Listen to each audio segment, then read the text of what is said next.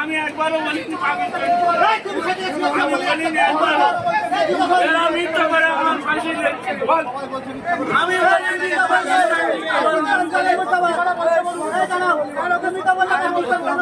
ক্যামেরার সামনে দাঁড়িয়ে কন্টিনিউয়াসলি ভারতের বদনাম করে যাচ্ছিল, সমানে বলে যাচ্ছিল এটা ভারতের একটা চক্রান্ত, ভারত ইচ্ছা করে করছে, পাকিস্তানের কোনো হাত নেই, পাকিস্তান বেচারা নিরীহ একজন।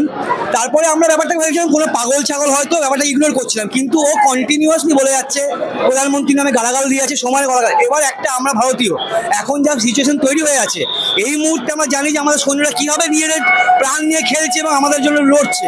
তারপরে কন্টিনিউয়াসলি পাকিস্তানের সুনাম করে আছে, পাকিস্তান জিন্দাবাদ, ভারতীয় সৈন্যদের বলছে মুর্দাবাদ, ভারত মুর্দাবাদ। সেখানে আমরা কী করে থাকতে পারি? আমাদের এখানে সবাই ভারতীয় এবং আমরা সবাই তার একটা আমরা প্রতিকার করেছি, একটা প্রতিবাদ করেছি এবং আমরা বুঝিয়েছি এটা যেটা ভারতবর্ষ, এখানে থাকতে গেলে ভারতের হয়ে থাকতে হবে। নিজের চোখে শুনে আমি নিজের কানে শুনেছি এবং আমি প্রথম দিকে ইগনোর করেছিলাম, আমি প্রথম দিকে ইগনোর করেছিলাম।